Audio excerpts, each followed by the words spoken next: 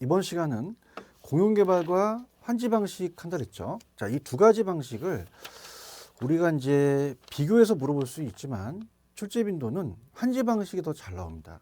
자, 들어보세요. 자, 이게 우리가 개발 파트에도 나오는데요. 용지 취득에 대한 방식이에요. 개발 파트가. 자, 그러면 공용개발 방식 가기 전에 자, 우리가 먼저 환지 방식이라는 게 먼저 나왔어요. 우리나라에. 환지 방식부터 한번 배워볼게요. 환지 방식을 보완한 게 수용 방식이거든요. 자, 환지 방식은 자, 예전에 우리가 법이 바뀌기 전에는 토지 구획 정리 사업이었습니다. 토지를 정부가 구획해주고 정리해서 나중에 그 개발에 대한 사업 비용을 땅으로 이제 채비지로 우리가 배우시죠. 매각해서. 그래서 갑돌이 땅을 구획해줘. 이렇게 구획해줘서 자, 개발 비용에 대한 충당을 해서 채비지를 매각하고 나머지 땅을 돌려준다는 게 우리가 시험에 나오거든요. 그래서 재분배한다. 토지 소유주한테. 그래서 권리가 축소된 거지 완전히 소멸된 건 아니거든요. 자, 그러면 환지 방식은 자, 왜 제가 환지 방식을 먼저 말씀드리냐면 자, 우리나라가 70년대나 60년대 돈이 없을 때 이 방식을 많이 사용했어요. 근데 문제가 발생되는 것은 땅값이 7배나 뛰어서 투기가 발생합니다. 자, 그래서 또 절차가 복잡하고요. 자, 거기에 따른 정비 기반 시설도 미비할 수도 있고요. 여기에 대한 문제가 또 많이 발생하죠.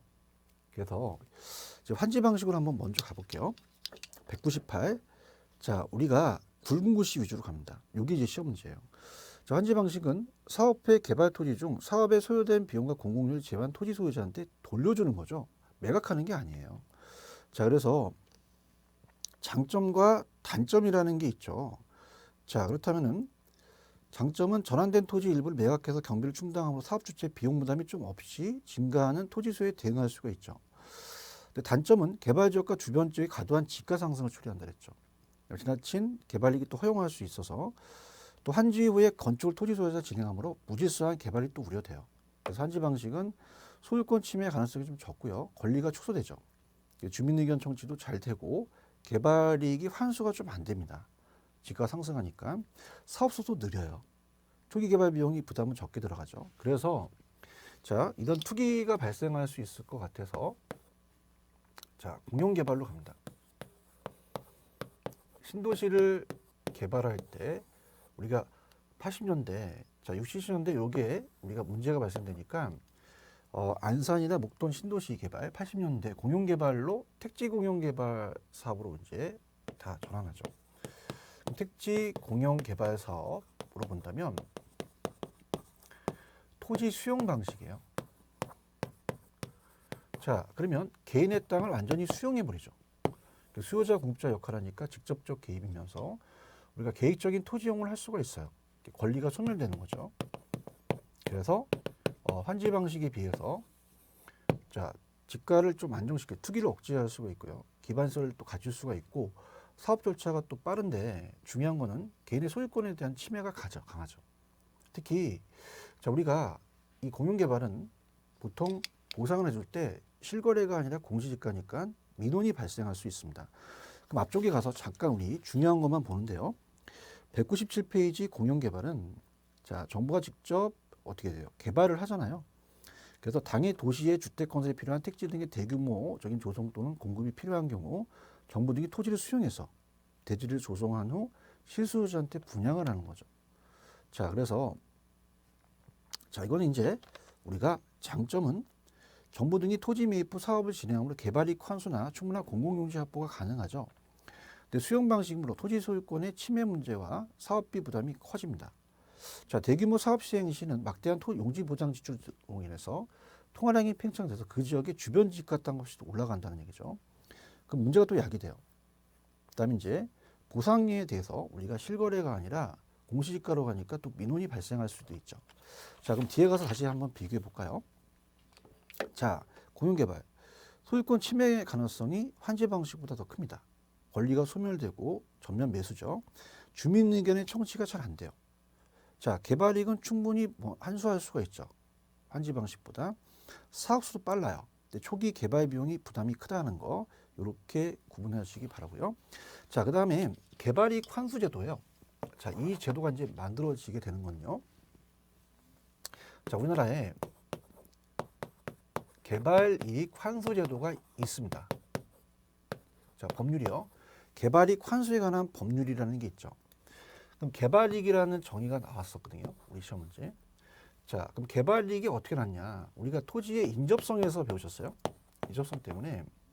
자, 29번지에 정부가 개발을 하잖아요. 그럼 30번지에 인접돼 있기 때문에 갑돌이 땅값이 올라가 버려요. 그럼 얘가 노력한 게 아니라 개발이익이 발생됐거든요. 그 개발이익이란 뭐냐? 개발이익은 개발 사업에 의해 시행이나 토지용 계획의 변경 그 밖의 사회적 경제적 요인에 따라서 자, 이게 시험 문제 나왔어요. 물가 상승이 아니라 정상지가 상승률을 초과하죠. 그래서 개발 사업을 시행하잖아. 토지 소유자에 기록되는 토지 가액의 증가분이에요. 그러면 3번에 보시면 자, 이건 토지 소유자의 노력과 관계없이 정상지가 상승을 초과했기 때문에 당연히 개발 부담금이라는 걸 징수해야 돼요. 환수해야겠죠. 그래서 반드시 환수해야 된다. 왜 그래요? 자, 개발이익은 자신의 노력이 없이 자, 불로소득이고요. 자, 환수 제도를 반드시 해야 됩니다. 자, 그래서 개발이익 사유화가 가져오는 투기 문제가 또 해결할 수 있게 해서 개발이익 환수 제도를 만들게 된 거죠. 그래서 개발이익 환수에 관한 법률에 의해서 개발이익 배웠고요. 정상지가 상승분이 있고 개발부담금 제도가 우리가 직접이 아니라 간접이었죠. 그러면 개발이익 중 이 법에 따라 국가가 부과 징수하는 금액이에요. 자, 그래서 부담금을 징수한다. 자, 넘겨보시면요. 클라크의 개발이익 환수 방법은 참고만 하세요. 자, 이건 우리 시험 문제에 딱 한 번 떴는데요. 직접 부과라는 건 가장 많이 사용하고 수익자 부담금처럼 개발이익에 대한 직접 부과를 하겠죠. 그래서 또 초과 매수라는 것은 자, 클라크는 우리나라 학자가 아니죠. 그래서 초과 매수라는 것도 하나의 직접 개입으로 볼 수가 있는데요. 정부가 실제 개발할 땅은 이거예요. 개발이익을 환수를 안 하다 보니까 초과를 아예 매수해버리죠. 미리 환수한 셈이 되겠죠. 자, 그래서 국가가 필요량보다 더 많은 토지를 매입해서 개발 후 당해사업에 반영한 고지가의 매각 또는 임대함으로써 공공사업에 대한 가치 증감을 환수한다. 자, 상세법은요. 공공사업으로 인해 수용되는 토지 소유자가 당해 공공사업의 가치 증가에 대한 토지를 우리가 주변에 가지고 있을 때 개발이익을 상생한 후에 보상하는 거고요. 자, 국유법은 말 그대로 국유화시키는 거죠. 자유민주 사회에서는 드물겠죠. 자, 그렇다면은 자, 우리가 토지 공개념 제도라는 게 우리나라가 이제 만들어집니다. 자, 앞쪽에서 부중성이라는 걸 배우셨어요. 땅이 부족하다 보니 우리가 어때요? 그 사회성과 공공성이 강조되니까 토지 공개념이라는 게 등장하죠. 자, 토지 공개념에 3대 제도가 있었습니다. 그래서 밑에 우리가 본다면 자, 어떻습니까? 사적재산 증식 토지는 사적재산 증식수단이 아니라 공공의 이익을 위해서 존재하는 재화다. 그럼 당연히 토지는 공적 개념이라는 게 등장하죠. 자, 그러면 자, 우리나라에 어때요? 토지 초과 이득세법이 있었고요. 택지 소유 상한제라는 게 있었거든요. 개발이익 환수 제도가 있었고 이 셋 중에서 개발이익 환수 제도만 나왔습니다. 읽어보면 우리나라는 1980년대 후반에 부동산 투기 억제를 위해서 자, 논리는 유유지의 가격 상승분의 최대 50% 세금을 부과하는 토지 초과 이득세법이 있었고요. 특별시 가격 시내 개인 택지 중에서 200평을 초과한 땅에 대한 부담금을 부과했습니다. 택지 소유를 상한제를 적용하는 거죠. 택지 관광단지 조성 등 개발사업의 시행자로부터 개발이익을 50% 환수하는 개발이익 환수제도 중에서 우리가 헌법재판소의 토지 초과 이득세법 헌법 불합치 결정을 판결을 받고요. 토지 소유 상한법에 의한 결정도 폐지됐어요. 그래서 자, 우리나라에 자, 이렇게 암기하세요. 우리나라에 시행되지 않는 거. 자, 첫 번째 앞쪽에 TDR이라는 개발권 양도 제도는 자, 우리나라에 아직 시행되고 있지가 않습니다. 자, 이렇게 보고요. 자, 그다음에 좀 암기 기법이에요. 자, 폐지됐어요. 폐지된 초소. 자, 초소라는 거는 우리가 군대 가시면 이제 보초 쓰는 게 초소죠. 그러면 자, 초소가 폐지됐다. 그러면 토지 초과 이득세 이렇게 암기하시고요. 그 다음에 택지 소유 상한제. 택지 소유 상한제는 폐지됐다. 자, 내용을 보면요. 다시요. 토지 초과 이득세는 자, 1980년대 막 강남의 집값이 올라가고 투기를 억제하기 위해서 놀리는 뉴유지라는 것은 바람직하지 못한 놀리는 땅의 가격 상승을 최대 50% 세금을 부과해요. 초과 이득세죠. 그죠? 초과에 대한. 그 다음에 특별시와 광역시 내 개인 택지 중에서 200평을 초과한 땅에 대해서는 부담금을 부과시키는 상한제를 설정한 거죠. 근데 폐지됐다는 거. 자, 개발이익 환수제도만 남아 있습니다. 자, 이렇게 해서 꼭 정리해 두시기 바랍니다. 토지 정책은 이렇게 막히고요. 마치고 주택 정책으로 가볼게요. 자, 202페이지는 좀 출제될 가능성이 적습니다. 자, 체크만. 공급을 확대시키려면요. 신규 주택도 건설하지만 기존에 있는 재고주택의 보존과 개량. 이게 뭐냐면, 자, 우리가 리모델링이나 재건축이나 재개발을 하는 게 뭡니까? 기존 주택을 보존 개량하는 거죠. 근데 신규 주택은 우리가 신도시를 개발해요. 신규 택지 개발을 하겠죠. 저렴한 택지 공급을 하고 주택 생산성 증대, 건설 주체의 역할에 따라 달라지겠고요. 근데 수요 측면은 구매력을 강화시킵니다. 그러니까 일반 소득에 대한 것을 개선시켜서 소득 분포를 개선시켜요. 그럼 시험 문제 혹시라도 소득 분포를 개선시킨다는 건 구매력을 강화시키잖아요. 이건 공급이 아니라 수요 정책. 그 다음에 주택 공급의 원칙도 아직까지는 출제된 적은 없었거든요. 주택 공급의 원칙이라는 걸 지켜야 되죠. 그래서 1번서부터 4번까지는 다 적과 성이 들어갑니다. 그래서 양시지법으로 암기하세요. 양시지법. 자, 양은 자, 수요에 대해서 그 양이 공급이 적당한 양이어야 되고요. 시는 그 시점에 맞춰야 돼요. 지는 자, 주택이라는 건 지리적 위치가 쾌적성한 곳에 입지해야 되고요. 법은 법규에 맞게끔 가야 되는 거죠. 간소성의 원칙은 딱 티가 나기 때문에 주택을 취득할 때는 간단해야 된다. 그래서 양시지법 아니면 다른 게 나오면 안 된다는 것만 가지고 가시면 되는데 그게 출제 빈도는 높지 않아요. 자, 그럼 지금서부터 갑니다. 임대주택 정책의 별표 새기십시오. 여기가 시험제 나옵니다. 자, 그래서 여기를 우리가 강하게 갈게요. 자, 임대주택 정책이 나와요. 그래서 먼저 임대료 규제 정책으로 갑니다. 자, 들어갑니다. 임대주택 정책입니다. 임대주택 정책. 자, 임대주택은 저소득을 위한 거고 임차를 보호하는 거죠. 그러면 첫 번째 나와 있는 게 임대료 규제예요. 자, 임대료 규제가 가장 출제 빈도가 높습니다. 여러 가지 얘가 문제점이 발생하거든요. 그래서 여기에 별표를 3개 치시고요. 자, 우리가 분양가 상한제라고 하잖아요. 자, 이것도 가격에 대한 상한제입니다. 그래서 분양가 상한제처럼 임대료 상한제를 얘기를 해요. 그래서 자, 예를 들어서 가격하고 양이 있다. 시장에서 거래가 됩니다. 그러면 공급하고 수요가 있다면 시장에서 거래되는 균형 가격이라는 게 있어요.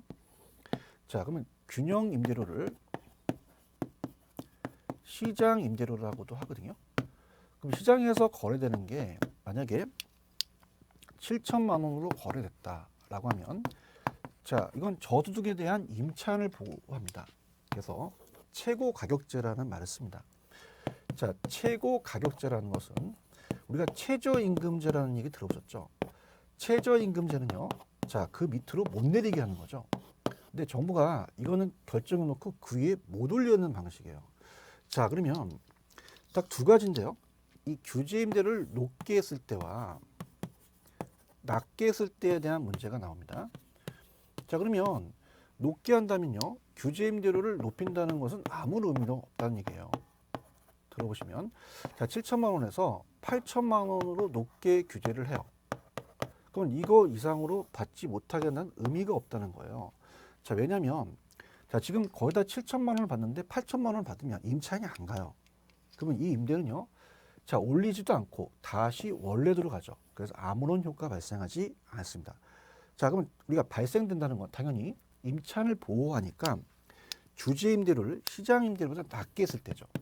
규제 임대료를 시장 임대료보다 낮게 6천만 원을 규제하게 되면 물론 초과 수요가 발생되지만 여기에 따른 우리의 효과가 나타나겠죠.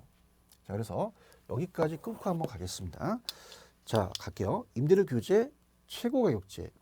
자, 의의 가시면 자, 임차자를 보호하죠. 그래서 규제 임대료가 시장보다 낮게 설정했을 때 그 효과가 있습니다. 높게 했을 때는 아무런 변화가 없어요. 자, 그래서 단기적 효과에 맨 마지막에 그 얘기가 나와요. 규제 가격은 반드시 시장가보다 낮게 낮아야 되지 높으면 아무런 효과가 발생하지 않는다. 자, 그럼 다음 페이지 그래프도 있는데요. 단기와 장기를 한번 얘기해 보죠. 자, 이건 단기의 효과가 나타나요. 장기에는 여러 가지 부작용이 발생합니다. 한번 들어볼게요. 자, 단기적 효과. 단기에 우리가 효과가 커요. 왜냐하면 단기는 시간을 짧게 주기 때문에 가격을 떨어뜨려도 자, 우리가 임대인이 공급을 못 줄여요. 그래서 우리가 우리 단기는 비타르적이죠. 그래서 어떻습니까? 단비 장탄이라고 외우셨잖아요. 장탄에 단비가 내린다. 비타르적이에요. 특히 넘기시면 그래프를 본다면 완전 비타르적이라고 할 수도 있죠. 저 공급을 전혀 못 줄입니다. 자, 그러면 자, 이렇게 해서 자, 공급 곡선이 있으면요. 균형을 이뤘어요. 자, 여기 이제 7천만 원이라고 얘기할게요. 자, 7천만 원에서 만약에 규제를 6천원으로 떨어뜨려요. 그럼 당연히 초과 수요가 발생을 하겠죠. 자, 그러면 균형에서 10개라는 임대인도 10, 임차인도 10, 그래서 균형을 이룬 상태에서는 기존 임차인은 혜택을 봅니다. 기존 임차인은 자, 가격이 1,000만 원만큼 떨어진 것만큼 임대인은 손해를 보겠지만 기존 임차인은 그만큼 또 소득에 대한 재분배로서 또 좋아진다는 얘기입니다. 그러면 15개의 수요가 있다 그러면 초과 수요가 발생을 하겠죠. 당연히 가격을 떨어뜨리게 되면은 공급을 안 하잖아요. 그럼 사는 사람은 더 많아진다는 얘기죠. 그래서 단기적으로도 주택이 부족한 건 마찬가지예요. 임차인의 이동이 저하되죠. 근데 장기로 가서는 문제가 발생합니다. 장기로 가서는 제가 항상 단비 장탄으로 암기하셨죠. 탄력적으로 바뀌어요. 그래서 여러 가지 문제점이 발생되는데 가격과 양입니다, 여러분들. 자, 그럼 비교해 볼까요? 단기적으로는 문제점이 없었죠. 그래서 초과 수요가 요만큼밖에 안 벌어졌잖아요. 그런데 장기적으로는요, 공급을 줄입니다. 줄인다는 것은 때려부시는 게 아니라 다른 용도로 전환시켜 버려요. 그럼 공급이 감소해서 여러 가지 폐단이 나타난다는 거죠. 자, 그럼 그려볼까요? 자, 공급이 이렇게 줄어버려요. 자, 그럼 어떻습니까? 아까 15개가 있고 균형이 10이었는데요. 자, 공급이 5개로 줄어버려요. 그럼 공급량은 5개가 되고요. 자, 사는 사람은 15명이 있다는 거죠. 그럼 초과 수요가 아까는 5개밖에 초과 수요가 안 벌어졌는데 더 많이 벌어지면 그만큼 더 안 좋아진다는 겁니다. 자, 그래서 가격을 낮추게 되면요. 당연히 공급을 줄이고요. 질도 떨어뜨려요. 그 다음에 기존 임차인의 이동이 저하됩니다. 자, 그렇다면 어떤 일이 또 벌어지냐? 뒷거래가 나타나요. 자, 여기서 프리미엄이 형성됩니다. 자, 규제 가격이 6천이라면 자, 암시장의 가격이 8천만 원이에요. 2천만 원의 시장이 나타나죠. 그래서 암시장이 형성되게 되죠.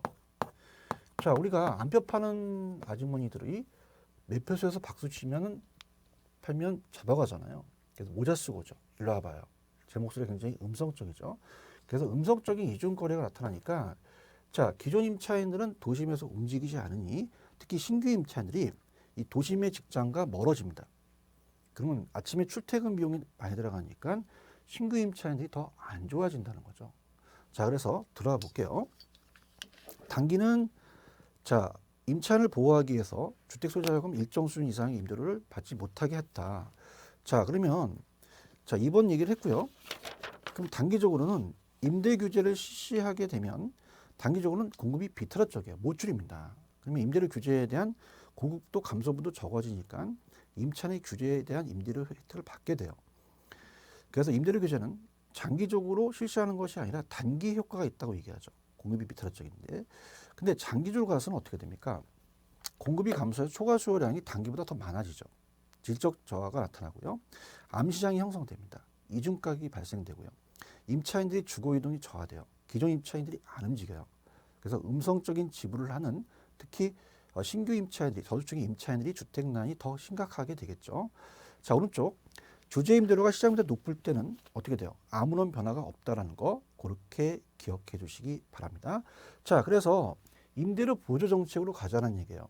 그럼 규제는 장기적으로 안 좋아지잖아요. 그래서 그러면 큰일 났다. 그럼 임대료 보조로 가자. 자, 보조는 우리가 간접적 개입이라고 그랬죠. 보조금. 자, 금 나오면 우리 간접이에요. 자, 그러면 임대료 보조 정책으로 가자는 얘기입니다. 임대료 보조. 자, 보조가 나오면 자, 보조금 간접이었죠. 간접적 개입 수단입니다. 그럼 1,000만 원만큼 보조를 해줘요. 가격 떨어뜨리는 게 아니라.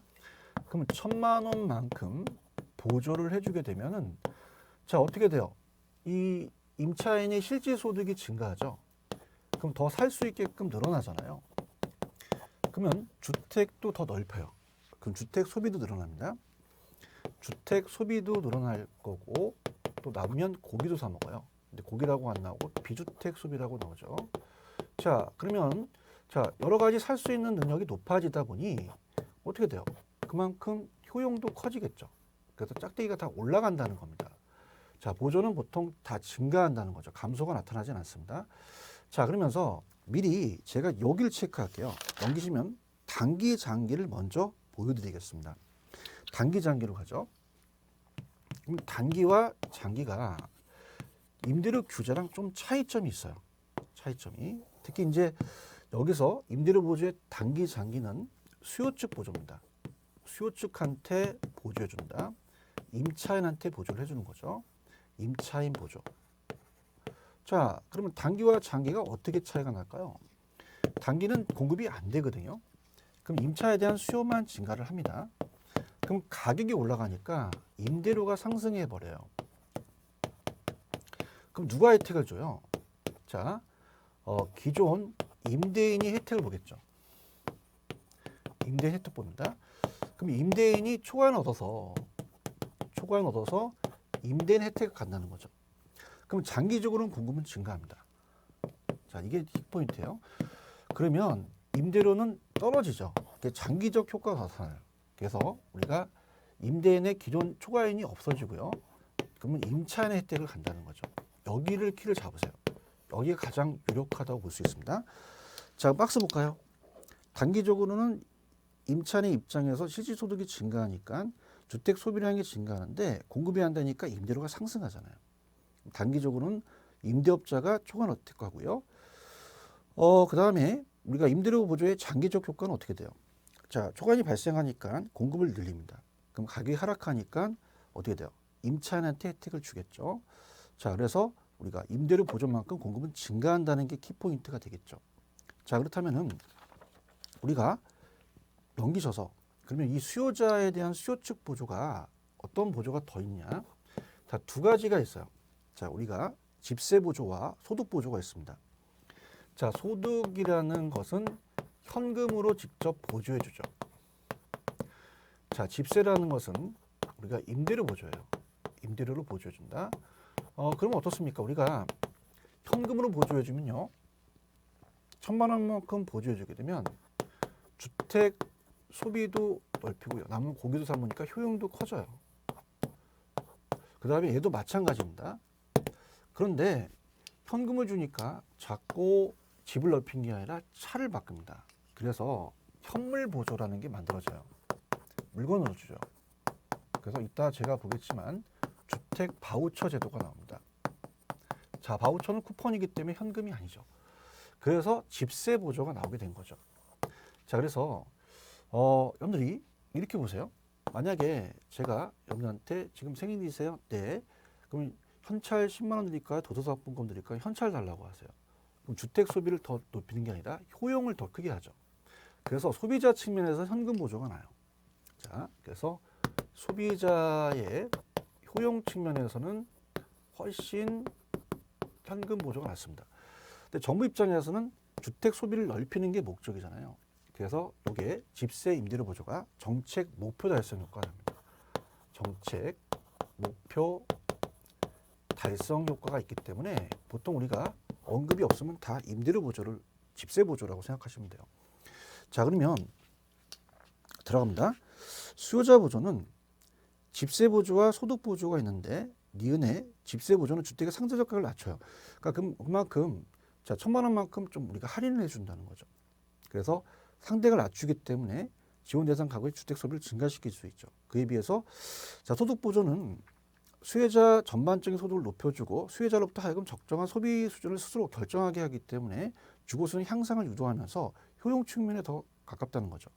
자, 그럼 공급자 보조로 갑니다. 자, 여기까지가 이제 우리가 수요자 보조였습니다. 그럼 공급자 보조는 어떤 거냐 들어보죠. 자, 공급자 보조는 생산자 보조죠. 생산자한테 보조해준다. 그래서 생산자한테 정부가 건설 자금 이자를 조금 떨어뜨려 줍니다. 그럼 그만큼 생산비가 줄어드는 거죠. 그러면 공급을 증가시키니까 우리가 가격이 하락돼서 결국은 임차인 혜택을 간다는 거죠. 그런데 이 공급은요, 단기에는 효과가 없어요. 공급이 안 되니까. 그럼 어디서 나타나냐? 장기에 효과가 나타날 것이다. 이런 것들도 우리 한번 보시죠. 자, 공급자 보조입니다. 낮은 금리로 건설 자금을 지원해 주게 되면 생산비를 낮춰요. 그럼 공급을 증가시키니까 가격이 떨어져서 우리가 우리가 임차인한테 또 혜택을 줄 수 있다는 거죠. 자, 그다음에 중요한 거는 우리가 임대료 보조 정책의 특징으로 한번 간다면, 자, 1번에 대한 얘기는 이거예요. 자, 임대료 보조 정책은 임대료 규제와는 달리 시장 기능 왜곡시키지 않으면서, 자, 임대료 규제를 하다 보니까 장기적으로는요, 자, 임대주택 공급이 부족하고 암시장이 형성되고, 자, 여러 가지 그 시장 자체를 왜곡시키죠. 자, 그 다음에 공급을 증가시켜 수요 탄력성을 높인다는 거는, 자, 공급에 대한 거를 많이 늘리다 보니까 어때요?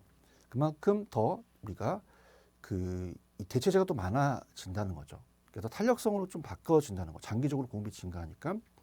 그 다음에 2번이 이제 우리가 시험지에 나왔었는데요. 주거지 선택의 자유예요. 3번은 아직 안 나왔거든요. 그러면 자, 제가 동그라미를 쳐볼게요. 공급자 보조하고 수요자 보조랑 봤을 때 주거지 선택의 자유입니다. 자, 임차인이 주거지 선택을 더 자유롭게 갈 수 있다는 것은 당연한 거 아닙니까? 자, 우리가 이렇게 공급을 한다면 공급자들은 지 마음대로 공급을 해버려요.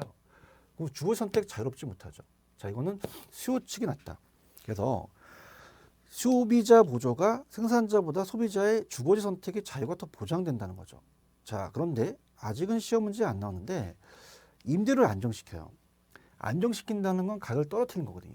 수요자한테 보조해주면 주머니에 돈이 생기니까 집을 구하러 다니면서 집값을 더 부추긴다는 거죠.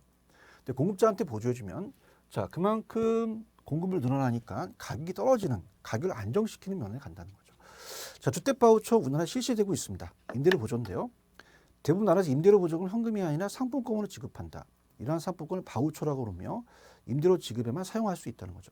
그래서 자, 공공임대주택의 공급이 공급자 중심이라면, 자, 공공임대주택은 이제 공급자한테 좀 보조를 해줘요.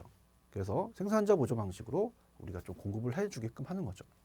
그런데 주택 바우처는 수요자 중심의 임대료 보조 지원이다. 이렇게 보시기 바랍니다. 자, 그래서 자, 이번 시간에 했던 걸 다시 한번 정리해 보도록 하죠. 자, 이번 시간에 제가 얘기한 거는 자, 공용개발과 환지 방식을 정리했죠. 그 다음에 이제 임대료 보조 정책까지 나갔어요. 그럼 공공임대주택을 다음 시간에 좀 쉬었다가 공공임대주택을 마무리할 겁니다. 자, 그래서 우리가 이번 주 강의는 여기가 이제 마무리되는데요. 잠깐 이제 우리가 보여드리죠.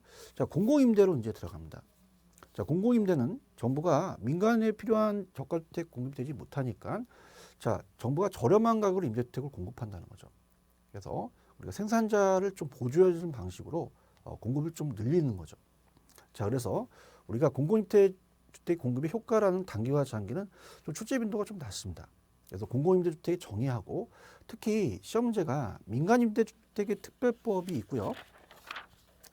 자, 그 다음에 이제 공공주택의 특별법이 있어요. 자, 그래서 왜 이거를 작년에 공공주택 특별법을 냈냐?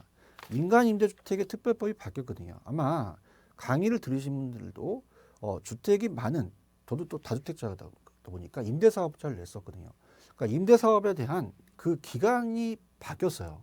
그래서 자, 그게 바뀐 시기가 한 8월 달 정도 되거든요. 그래서 제가 봤을 때는 올해는 공공보다는 민간임대주택법이 나올 것 같아서 큽니다. 자, 공공은 행복주택이라는 게 작년에 나왔거든요. 그래서 다음 시간에 이번 주 마무리하는 쪽이 중요한데요. 공공임대주택 정책을 요 쉬었다가 다음 시간에 우리가 하도록 하겠습니다. 자, 요거 조금만 우리가 쉬었다 가시죠. 쉬었다 가겠습니다.